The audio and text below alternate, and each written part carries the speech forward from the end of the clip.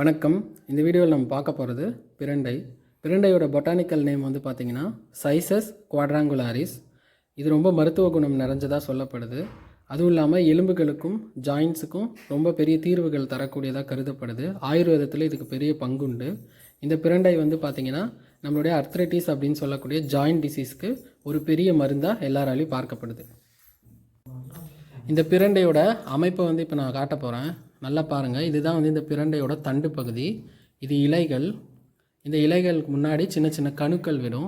இந்த பிரண்டை வந்து பார்த்திங்கன்னா இந்த தண்டு பகுதியோட இந்த ஜாயிண்ட் பகுதி இந்த இந்த ஒட்டி இருக்குல்ல, இந்த அமைப்பை மண்ணில் புதைச்சி வச்சிங்கன்னா அதுலேருந்து புதுசாக வேர் விட்டு நமக்கு வந்து புதிய பிரண்டை செடி வந்து நமக்கு வந்து வரும். அந்த வேர் பகுதி வந்து இங்கே தெரியுது பாருங்கள். இப்போ இதை மண்ணில் புதைச்சி வச்சா இது ஒரு புதிய செடியை உருவெடுக்கும். இதுதான் பிரண்டையுடைய இனப்பெருக்க முறை. அதுவும் இல்லாமல் பிரண்டையில் சீசனில் வந்து காய்கள் வைக்கும். அந்த காய்கள் மூலியமாகவும் சின்ன சின்ன பிரண்டைகள் வந்து நமக்கு கிடச்சிட்ருக்கும். இந்த பிரண்டைகளை வந்து நம்ம இப்படி சின்ன சின்ன பீசஸாக நல்லா உடச்சி வச்சுக்கணும். அந்த ஜாயிண்ட்லேயே நீங்கள் உடச்சோடனே ஈஸியாகவே உடஞ்சி வந்துடும். இந்த லீவ்ஸை வந்து தூக்கி போட்டுறாதீங்க. இந்த லீவ்ஸுமே வந்து ரொம்ப மருத்துவ குணம் நிறைஞ்சது. சாப்பிட்றதுக்குமே பிரண்டை மாதிரி டேஸ்ட்டாக தான் இருக்கும். அதே மாதிரி அதில் நூல் மாதிரி ஒரு ஸ்ட்ரக்சர் வரும் அதோட கொடி பிடிப்புக்கு. அதை வேணால் தூக்கி எறிஞ்சிருங்க.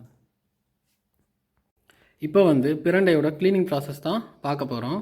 அந்த பிரண்டையை க்ளீன் பண்ணுறதுக்கு முன்னாடி க்ளீன் பண்ணுறவங்களுடைய கையில் வந்து ஏதோ ஒரு எண்ணெயை வந்து ஃபுல்லாக கம்ப்ளீட்டாக அப்ளை பண்ணிக்கோங்க. ஏன்னா பிரண்டை வந்து அரிப்புத்தன்மை கொண்டது.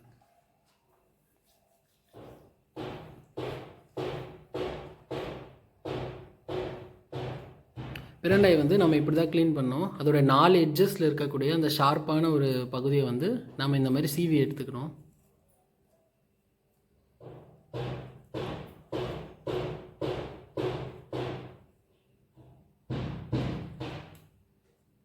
இப்படி கம்ப்ளீட்டாக சீவினதும் பீன்ஸ் நறுக்கிற மாதிரி இந்த மாதிரி நறுக்கி எடுத்துக்கணும். அதில் வரக்கூடிய அந்த நாரை வந்து நமக்கு தேவையில்லை, எரிஞ்சிடலாம்.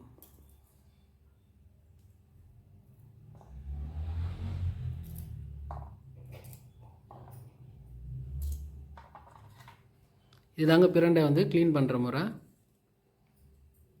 கொஞ்சம் அந்த கெட்டியான பகுதியெல்லாம் நம்ம எடுத்துக்கணும். ஏன்னா அதெல்லாம் தொகையில் யூஸ் பண்ணும்போது நமக்கு வந்து கம்ப்ளீட்டாக அரையாது. அதனால தான் வந்து அதை வந்து வேஸ்ட்டாக தூக்கி போட்டுடணும்.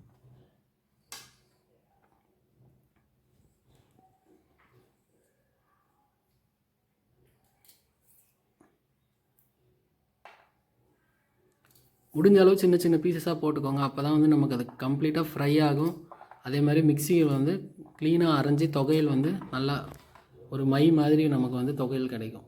ரொம்ப நொரன்னு இருந்தால் பிரண்டை தொகையில் சாப்பிட முடியாது. ரொம்ப முத்தின பிரண்டை யூஸ் பண்ணாதீங்க. உதாரணத்துக்கு இந்த பிரண்டை பாருங்கள், ரொம்ப முத்தி இருக்குது. இதெல்லாம் யூஸ் பண்ணுறதை விட நம்ம வந்து ரிஜெக்ட் பண்ணுறது எவ்வளவோ மேல். இப்போ க்ளீன் பண்ண வச்ச பிரண்டெல்லாம் வந்து நம்ம வந்து இந்த அளவு எடுத்துருக்கோங்க. இந்த பிரண்டை தான் நம்ம வந்து இப்போ தொகையிலுக்கு யூஸ் பண்ண போகிறோம். இந்த பிரண்டையோட இந்த லீவ்ஸையும் வந்து நம்ம யூஸ் பண்ணிக்கலாம். தேவையான பொருட்கள் வந்து பார்த்திங்கன்னா இதே மாதிரி உளுந்து, வெங்காயம், வரமிளகா, கருவேப்பிலை, புளி, பூண்டு, அதுக்கப்புறம் தேங்காய் துருவல். இதுதாங்க தேவையான பொருட்கள். வாங்க சமைச்சிக்கலாம். இப்போ வந்து ஸ்டவ்வில் வந்து நம்ம ஒரு கடாய் வச்சு அதில் வந்து எண்ணெய் வந்து தேவையான அளவு ஊற்றிக்கிறோம். எண்ணெய் நல்லா ஹீட் ஆனதும் இதில் உளுத்தம்பருப்பு போட்டு ஃப்ரை பண்ணிடணுங்க. எண்ணெய் நல்லா ஹீட் ஆகிடுச்சு. இப்போ உளுத்தம்பருப்பு ஆட் பண்ணிக்கலாம்.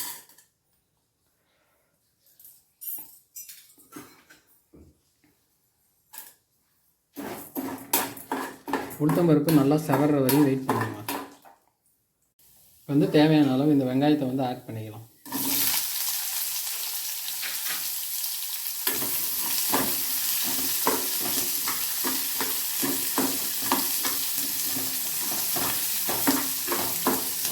வந்து கருவேப்பிலை ஆட் பண்ணிக்க போகிறோம்.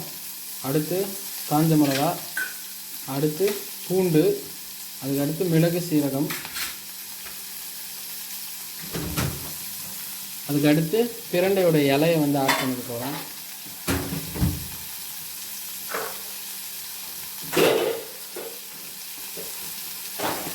பிரண்டையோட எல்லா இலையுமே கம்ப்ளீட்டாக ஆட் பண்ணிக்கலாம். நல்லா ஃப்ரை பண்ணிக்கலாம். இது நல்லா கம்ப்ளீட்டாக பொசுங்கி ஃப்ரை ஆகிடுச்சுன்னா நம்ம எடுத்து ஒரு ஓரமாக வச்சுக்கலாம். இப்போ எண்ணெய் ஊற்றிக்கிறோம். எண்ணெய் வந்து ஹீட் ஆனதும் பிரண்டையை போட்டு நல்லா வந்து கலர் சேஞ்ச் ஆகிற அளவுக்கு ஃப்ரை பண்ணுங்க.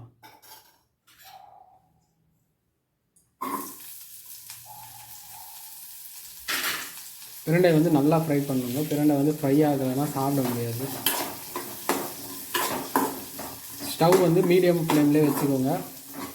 ஏன் அப்படின்னா அதிகமான ஃப்ளேமில் இருந்தால் பிரண்டை வெடிக்கும். பிரண்டை வெடித்தா ஆயில் வந்து நம்ம மேலே ஸ்ப்ளிட் ஆகும், தெறிக்கும். அதனால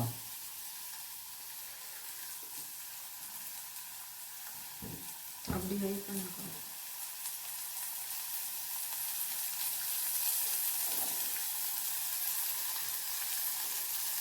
பிரண்டை வந்து இந்த அளவு ஃப்ரை ஆயிடுச்சுன்னா அந்த லெவல் வந்து நமக்கு போதுங்க. இது வந்து இப்போ துவையலுக்கு வந்து நம்ம யூஸ் பண்ணிக்கலாம்.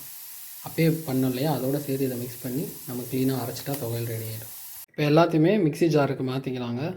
ஃப்ரை பண்ணி வச்ச பிரண்டை, அதுக்கப்புறம் இன்னும் பிற மசாலாக்கள், கொஞ்சோண்டு கட்டி பெருங்காயம், தேவையான அளவு உப்பு, பச்சை புளி, ஃப்ரை பண்ண தேங்காய் துருவல் எல்லாத்தையுமே வந்து மிக்ஸி ஜாருக்கு மாற்றிடலாங்க.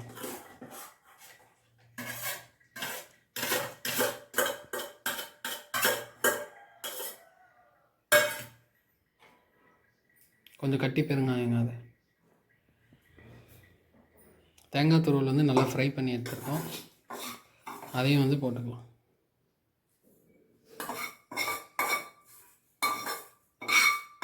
அதுக்கப்புறம் தேவையான அளவு உப்பு, பச்சை புளிங்க, அவ்வளோதான்.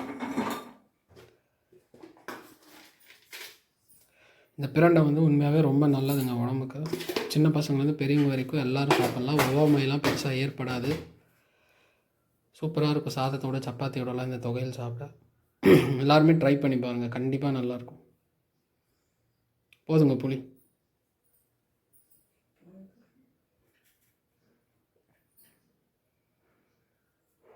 இதை வந்து இப்போ என்னதான் அரைச்சிக்கலாம். இது உங்கள் பிரண்டை துவையல் நல்லா க்ரீன் கலரில் நமக்கு வந்து ரெடி ஆகிடுச்சு. டேஸ்ட்டும் ரொம்ப சூப்பராக இருக்குது, செம்ம டேஸ்ட்டாக இருக்குது. சாதத்தோட, டிஃபன் ஐட்டம்ஸோட, எல்லாத்தோட குழிப்பினத்தோடலாம் சாப்பிட ரொம்ப சூப்பராக இருக்கும். கண்டிப்பாக எல்லாருமே ட்ரை பண்ணி பாருங்கள், ரொம்பவே நல்லாயிருக்கும். தேங்க்யூ.